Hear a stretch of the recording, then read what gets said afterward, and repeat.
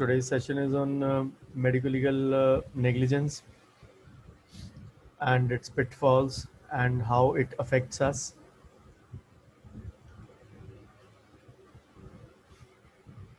And I really hope all of you carry home good amount of points from today's session. The session is basically meant to enlighten you and not frighten you, because this usually happens after my negligence sessions, at least in physical workshops wherever I have taken. Try to limit my presentation to 45-50 minutes or so, followed by questions.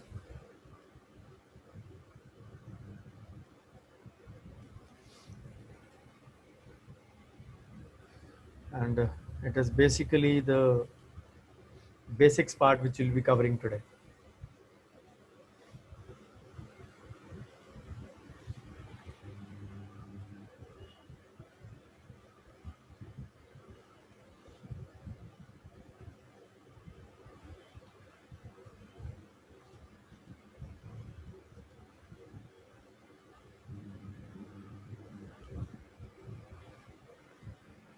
Okay.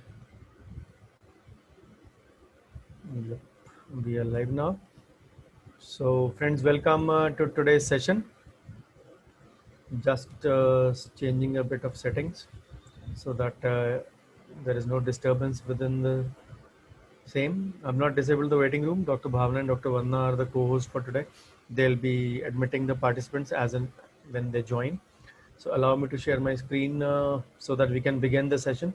I hope I'm audible. Let me know please once I share my screen. Is the screen visible, Dr. Vanna, Dr. Bhavna? Oh, yes. Okay, great. Am I audible also? Yes, sir. Okay, thank you. Friends, welcome to Medical Legal Negligence session of in dentistry on a national holiday. It is Mahatma Gandhi's, the father of nation, and Lal Bahadur Shastri's birthday. And about 4 of my friends also share their birthday today with them. And of course, 3 group members as well. So happy birthday to all of you. And I really hope that this national holiday brings about some changes in today's session. So all my presentations always begin with thanking the Lord Almighty, who's given me much more than what I deserve. And it is courtesy him only that I am sitting here sharing with you guys. So this is my brief biodata, and this yellow line in the center, my say PG diploma in medical law and ethics from National Law School of India, University, Bangalore, done in 2009-10. It's the courtesy which I'm sharing with you. Before going to the National Law School, I didn't know the E of ethics or say N of negligence. Of course, I had a faint idea, but didn't have any detailed information about it. But yes, all my say sensory organs were opened up brightly as I passed out from there. And believe me, it is a grilling school. It doesn't let you pass easily. So welcome to session number 14 of free and paid groups, medical legal negligence in dentistry, as a part of my endeavor or an experiment to gauge the audience response, which I've been doing since August now, and it will be continuing till December, and the final call would be taken next year as to what to do with these kind of sessions. So what all we'll be covering today: medical legal negligence and reaction to various situations, and what all acts fall under negligence. So just try to pay attention, and of course I'll be willing to say share my say time with you in the end for all kinds of queries whichever you have. So don't worry about that part. So what exactly is negligence? It is basically say not paying due attention, not paying proper care and attention, or maybe culpable carelessness. Has been derived from a Latin word negligo, or which means neglect. And the basic understanding of this is that we actually didn't care for the patient, or we overlooked the need of the same, or didn't pay attention to, or disregarded the same. So, Sir John Salmon's Law of Torts was one of the first initial books on, say, negligence. A tort basically means a wrong, a civil wrong which has been committed. And this book came as early as 1907, almost 113 years ago.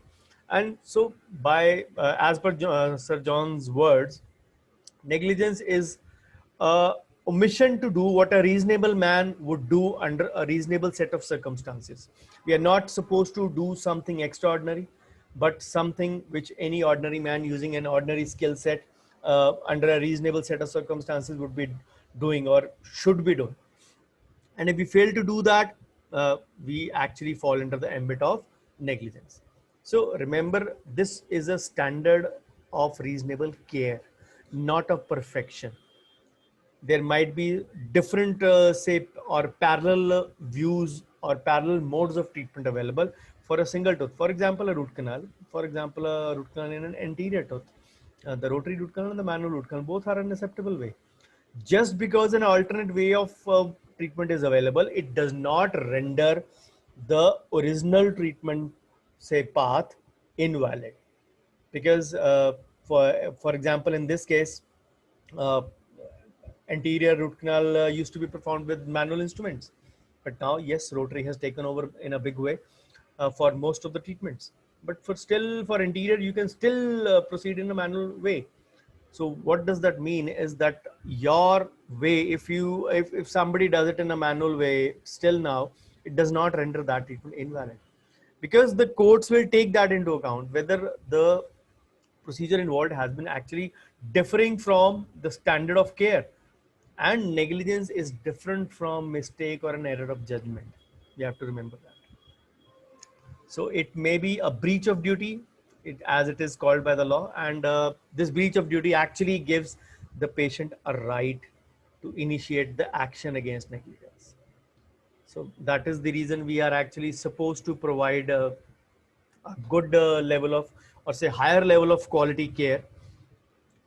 And if we do not do that, we are actually acting maliciously by providing substandard care or falling below the requisite standard. And these all can have far-reaching complications.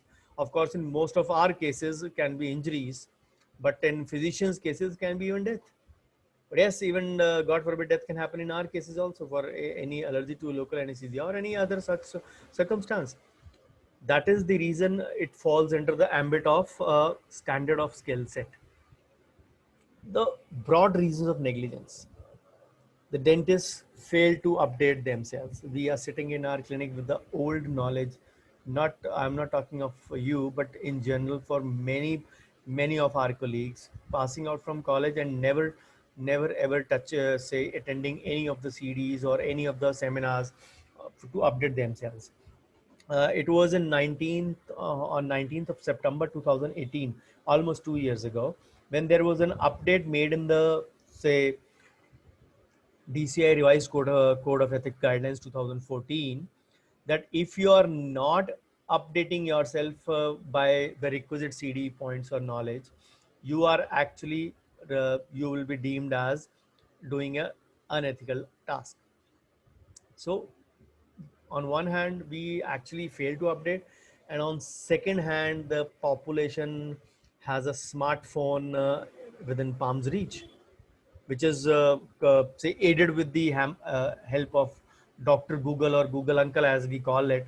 They are actually becoming more aware of their rights, and that is the reason actually more say, malpractice suits are happening. So if we talk of negligence in a other way, a simple lack of care or an error of judgment will actually is not a proof of negligence, or a say, on part of any of other healthcare professional. So as long as we follow the practice which is acceptable as the, say, requisite standard of care, we cannot be held guilty for liable for negligence. And believe me, the courts are not competent enough to decide that.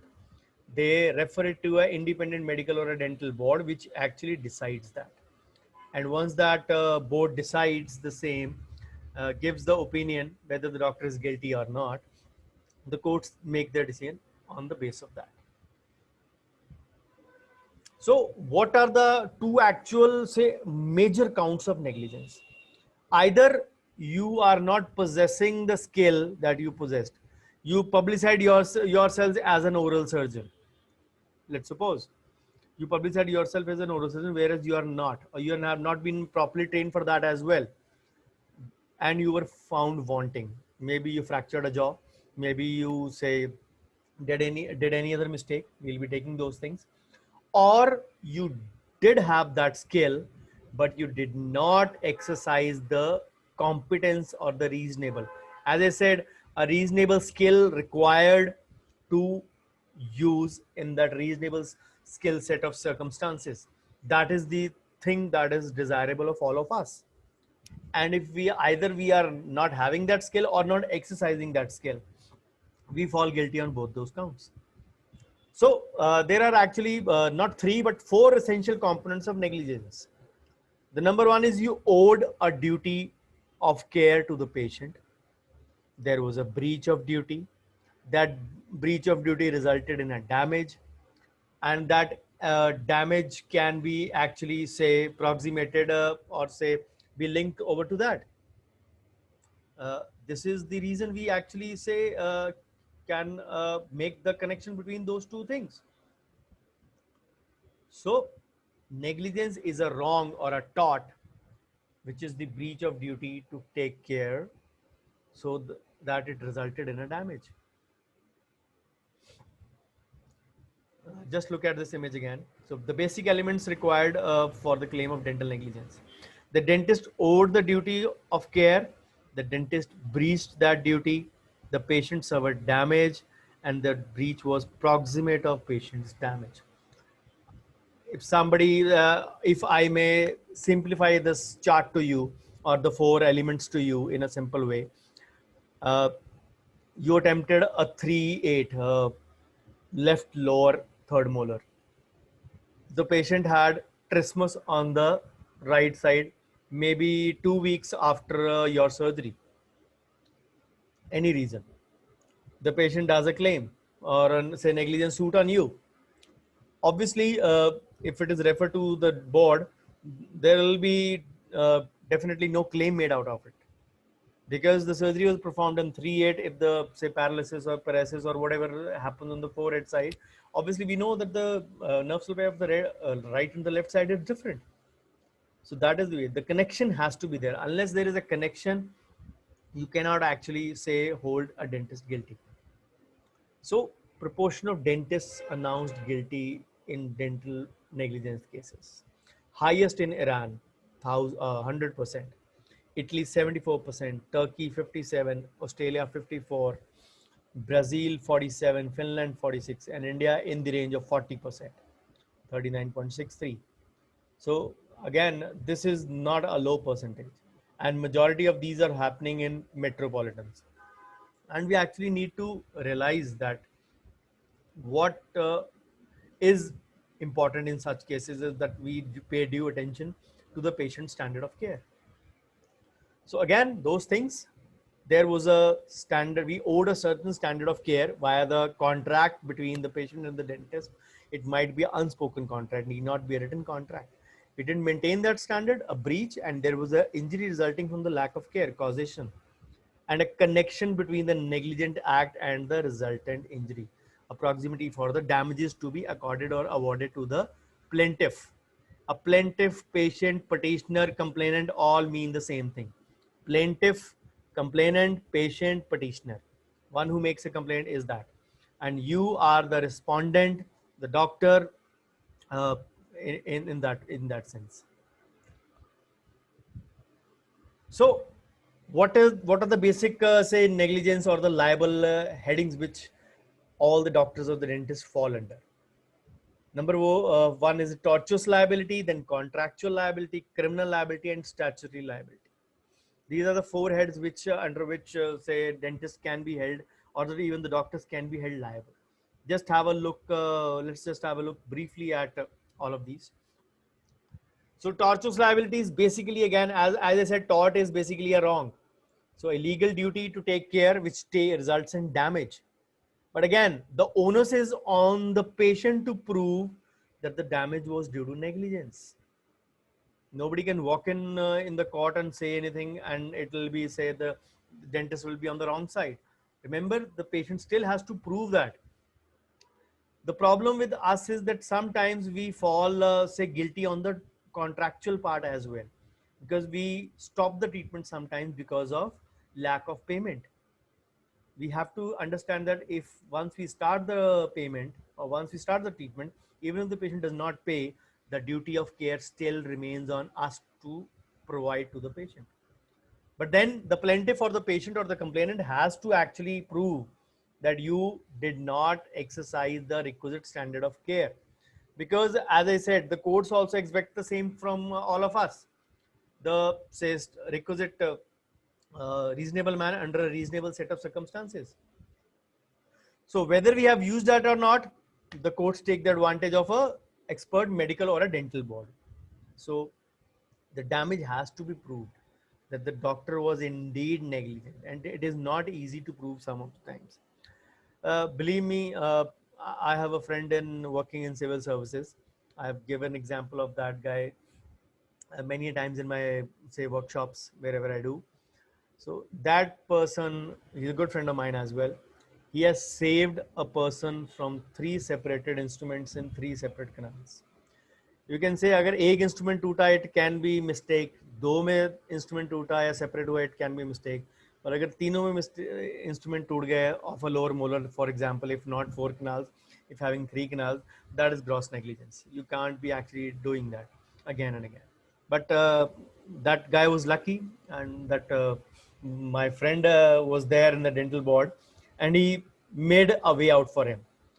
But then there are claims made by patients like इन्होंने मुझे attend नहीं किया, या मेरे से पहले किसी और को अटेंड कर लिया, या जो मेरे को ट्रीटमेंट रिसीव किया वो सब स्टैंडर्ड था, घटिया था. These all actually have to be substantiated by a, say, strong evidence. Otherwise, they fail to find a firm footing in the court. You have to really justify that your health actually deteriorated because of that. So this part is tortious liability is 2 types. Number one is the primary tortious liability. Any negligence done in a clinic or a hospital is called the primary liability. And usually, as it is a civil liability, the damage is in form of compensation by cash. So this is the primary tortious liability. And another one is the vicarious liability. The vicarious liability is actually, if I summarize in one line, the master is responsible for the acts done in his premises. If I just simplify it for you, if you're working in a clinic, if you're having a consultant, if you're having a visiting surgeon, irrespective of whosoever signs on the consent form, please pay attention, irrespective of whosoever signs on the consent form, if anything goes wrong, you will be guilty, because the patient walked into your clinic. You are the owner of the clinic. The associate of the visiting works under you. You will be held guilty under the head of vicarious liability. So choose your consultants or visiting surgeons wisely. So again, the same happens to in the hospital. These days, many, say, hospitals, when they employ dentists, they actually insist on the dentist getting a professional indemnity policy for himself, so that God forbid anything say is done by the dentist, uh, he can actually, the say, hospital doesn't have to pay the damages. So if the dentist admits the patient in his personal capacity, then the dentist will be fully liable. So the contractual liability is actually, the second is the contractual liability after the tortious one. Uh, there is a implied contract between the dentist and the patient. We have to remember that. And any breach of this means that the dentist is under the duty to treat and not terminate, even if the patient does not pay. You have to continue what you continue and finish what you started. If you don't do that, you are actually fall under the head of contractual liability, and that is again say civil wrong or a civil tort which you are committing. Then the criminal liability, again, that is a, say, a wide section. Section 304A, culpable homicide, 336, 337, 338, causing hurt, causing grievous hurt. These are the liability which can be penal, and they involve punishment in the form of, say, fine or say imprisonment both. So this is actually supposed to be a crime against the society. and not against only the party. So criminal liability is damageable under this. Again, this is the basic section, so I'm limiting myself just to the naming of these sections. Otherwise, we go into detail of all those sections. Then the statutory liability. If you actually say bypass any statutory laws by the state, then you become accountable. Maybe the biomedical part, maybe the drug act, narcotics act, or any kind of those things. If you commit on those parts, you are actually liable for infringement of statutory liability. So what can be the defense for doctors and dentists in such cases? The defense can be that we always can say that medical and dental science is a dynamic science, and we have actually taken an informed consent telling the procedure of all the fallouts and all the details that certain treatments can fail. But then we try to sometimes take a wrong defense that there was no contract between the two parties, mean you and the patient, which is sometimes very difficult to refute, because most of the time जब भी कोई negligence का case होता है, the first thing people do is tear off the patient form mat in their hand, and that is the biggest mistake they do actually. So which is sometimes difficult to refute. So the only thing is that we need to understand that we have to justify that we prescribe to the requisite standards of care which actually were needed in those cases, and there was no actual injury resulting because of that. Then contributory negligence, the patient did not maintain the instructions which resulted in injury. This can be taken into account many a times, but then the onus is on you to prove that you actually gave the instructions, maybe in written, maybe on website, maybe on telephone, maybe verbal, and you should have some evidence for that you are doing that consistently in your clinic. Then the informed consent, it becomes a savior many a times, that you actually gave no guarantee of cure, and the patient was informed of all the complications, and the patient willingly accepted those. There has to be a difference between those two things, that there was a decision for the patient to be made that whether if undergoing treatment has this advantages and not undergoing has what disadvantages, and thus the patient chose himself. So vicarious responsibility again can be taken as a claim sometimes, that the dentist actually say was if the patient makes a complaint in that sense, we try to take a guard that we are not responsible, our associate did it. But to sum it up, a master is responsible for the acts of a servant, not exactly master or servant, of course, but any associate and the owner. And in this case, you are the clinic owner, and your associate does a mistake, you are liable for that under the head of vicarious responsibility. So you can't run away from that. Then respondent superior, that negligence by any subordinate is there when you can be justified that all the acts were done under the supervision of say the superior, and you can't most of the time the residents or the interns can present that kind of defense. Then novus actus interveniens, an act of God, which you can't, this was unforeseen or unlikely, but that happened, and you can't take any preparatory step to prevent it. So if you go by the data, what is actually the percentage of Indian dentists which have been guilty? 2 in 5, which is say 40%, again 39.63 as I mentioned. So what all can be the complications? Let's see a brief of all those headings under all our specialties of dentistry, of course. So complications due to oral surgery or extractions, infections requiring hospitalization, lingual nerve severing, inferior alveolar nerve severing, sinus perforation, fractured mandible, TMJ injury, or extraction of a wrong tooth. A very common, very common complaint, extraction of wrong tooth. Then due to endodontics or say conservative dentistry, most of these procedures, infections which require hospitalization, maybe spacious infections or any other. Then broken instruments or separated instruments, sinus perforation, nerve damage, other perforations, or air embolism. Then due to implant procedures, postoperative infections, implants which become unrestorable because of any kind of, say, the any kind of misplaced implants in angulation, especially nerve damage, sinus perforation, implant loss, or a fractured jaw. All these complications due to implant procedures. Then prosthetics, open margins, overhang restorations, poor occlusion, lack of treatment planning, lack of, say, judgment in going about the wrong task. For periodontal, say, failure to diagnose in a timely manner, not taking radiographs wherever needed, and we rarely record periodontal probings, at least the general dental surgeons. Then for orthodontics, root resorptions, increased mobility, and ultimately tooth loss, TMJ injury. These are the, say, complications of the negligence cases in orthodontics. Then anesthesia complication can be fatal sometimes. Any allergic reactions. That is the reason we always say that the patient allergy testing needs to be done, especially in those cases where the patient has no known history of injection, first of all. Then other dental injections like nerve injury, then lingual nerve, inferior alveolar nerve, or any adverse drug reactions, TMJ and orthognathic surgeries, oral cancers, and many other miscellaneous forms. These all can be miscellaneous forms of negligence which actually can happen in our clinic.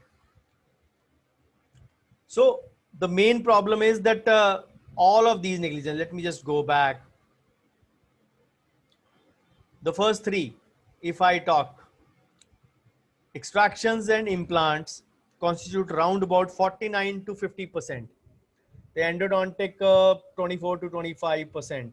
So all these all these two, if I may say so, implants and oral surgeries included, and endodontics, all these two or three complications included, they constitute about 76 to 78% of all the negligence cases that are happening actually in Indian courts.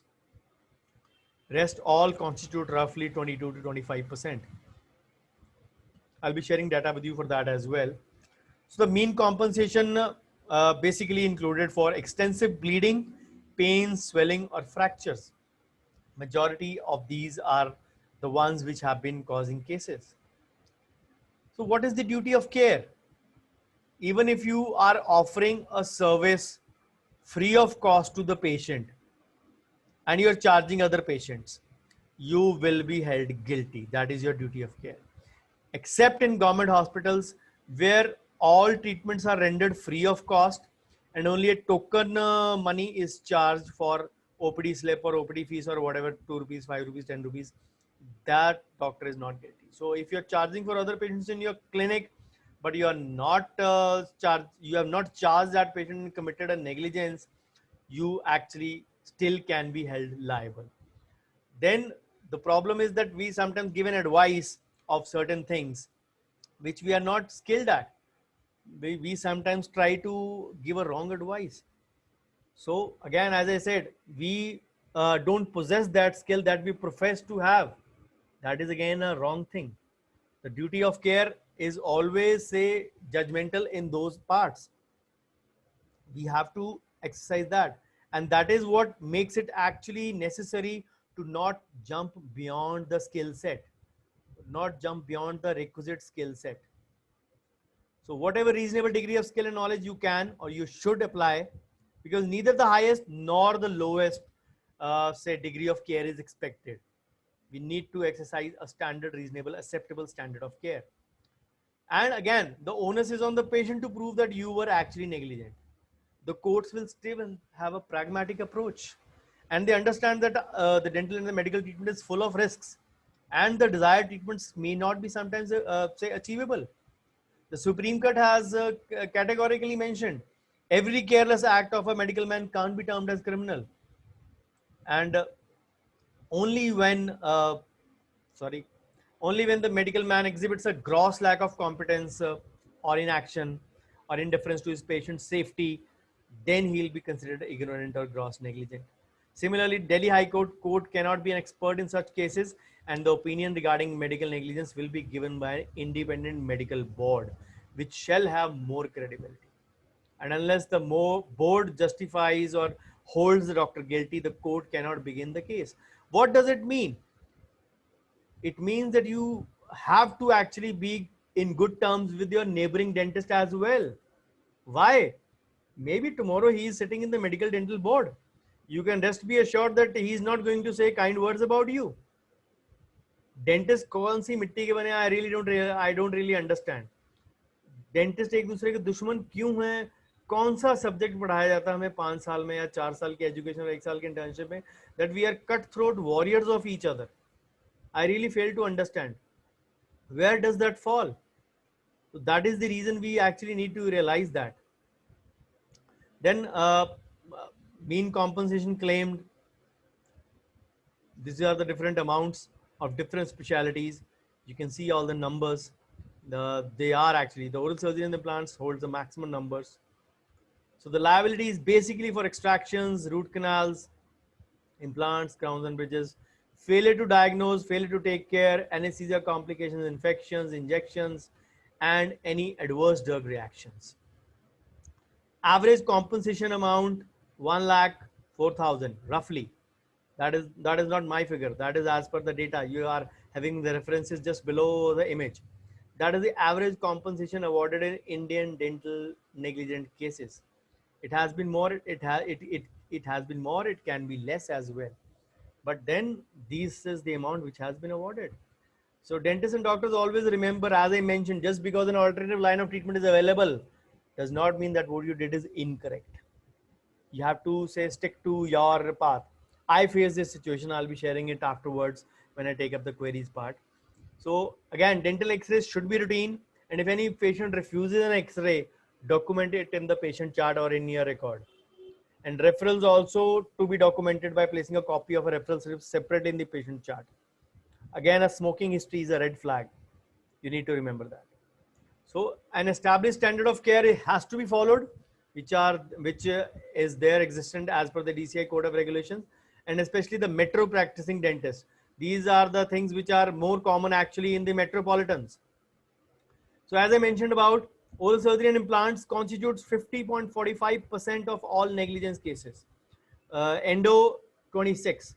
So both of these combined roughly 77% or 76.45. So that leaves almost say 23.5% for the remaining specialties. But then why do patients do that?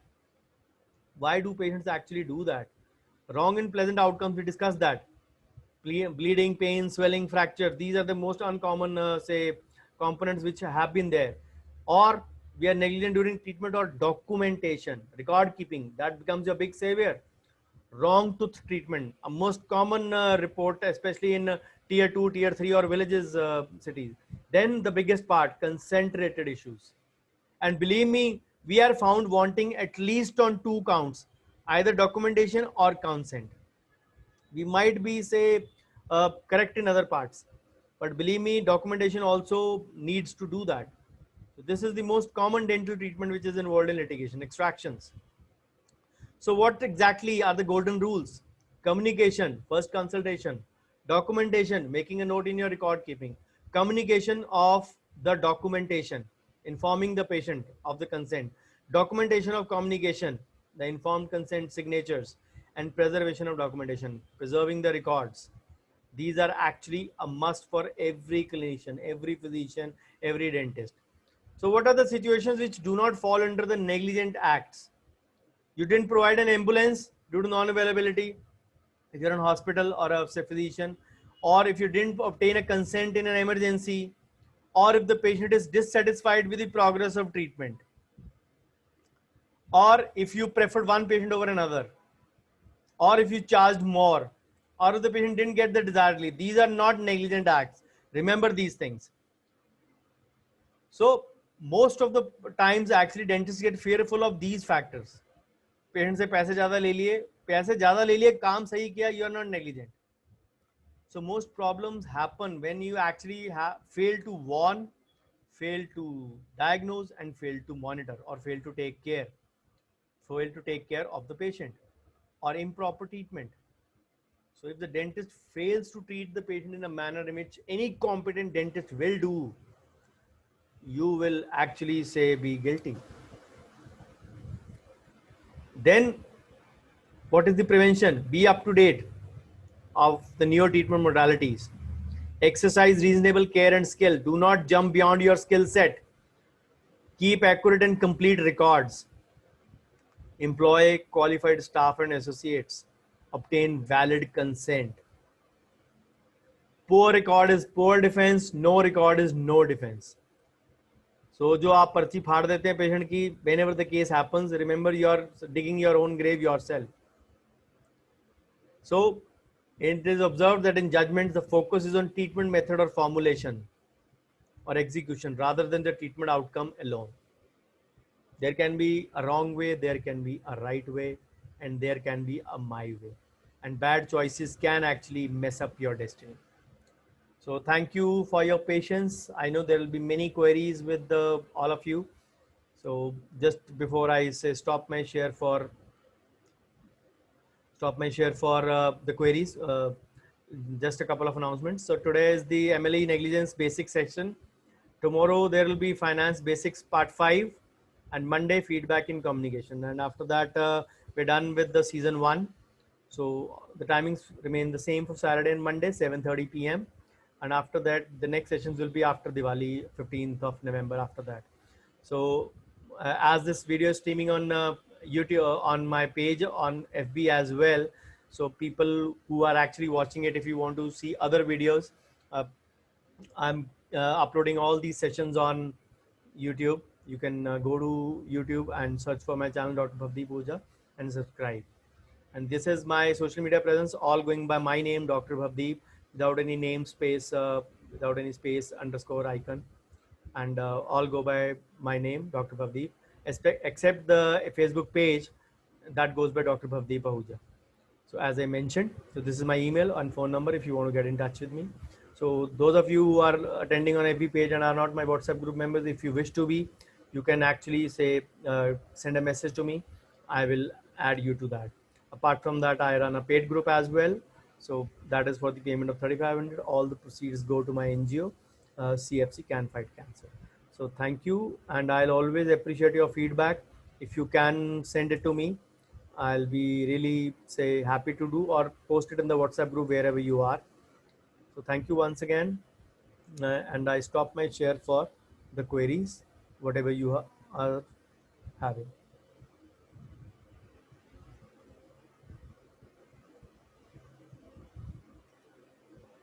Yes, just a minute. You can unmute yourselves and ask your queries if there are any.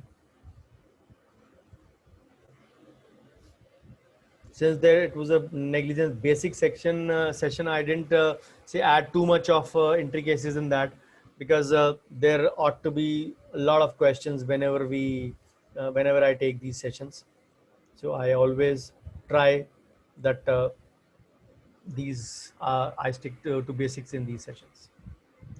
Yes, please. Any of the queries, if you are willing to ask, I'm there.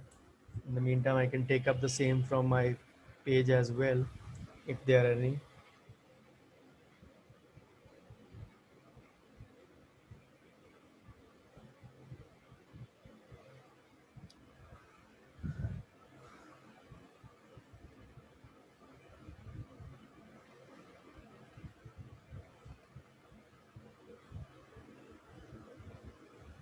Any queries, or all clear, or all not clear?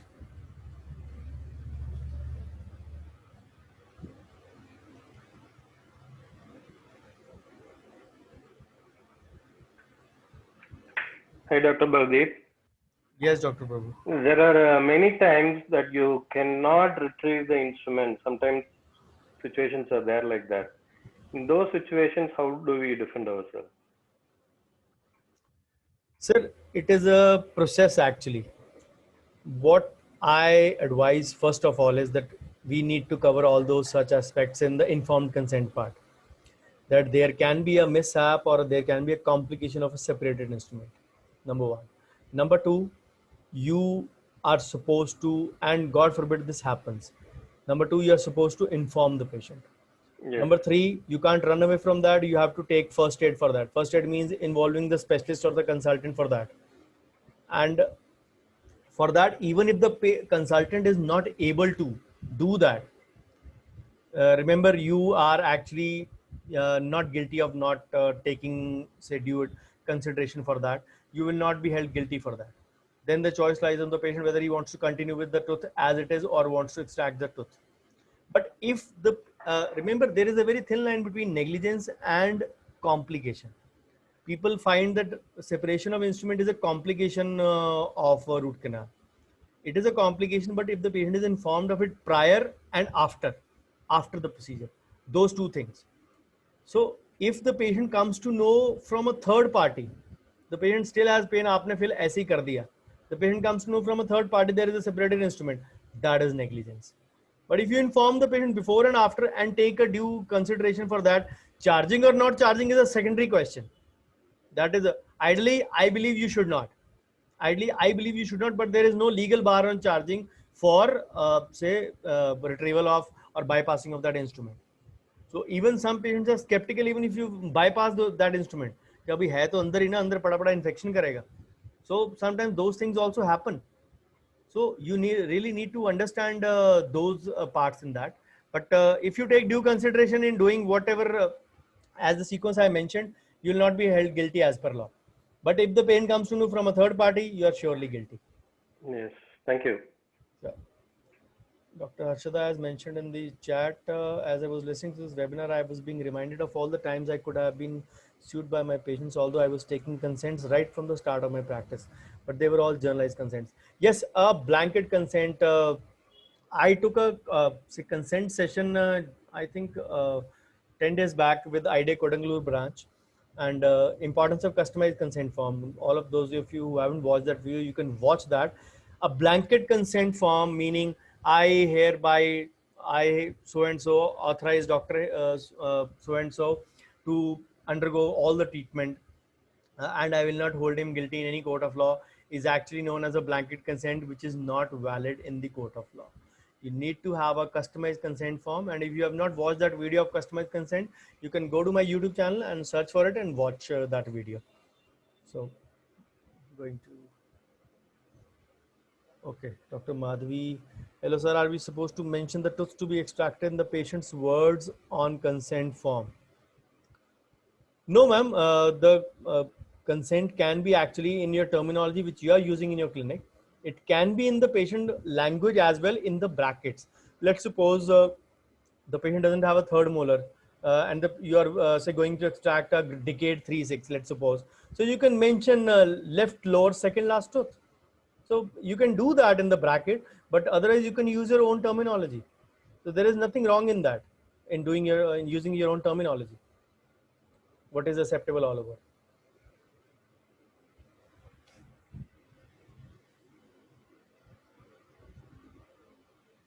We all actually say make a mistake of taking these things very lightly. I always those four factors which we have mentioned, treating the wrong tooth, or say not taking due attention or not taking care of the patient, we might be doing that. But the two things which are many of us are not doing, the record keeping and the consent part. So we need to pay attention to that. Consent I've already covered last week in a say short session, not so short, but almost an hour plus session with IDE Kodangalur branch. I'll be taking up some part of record keeping in the season 2 in the mid of November in a webinar if I get over the topics on demand. So any more queries?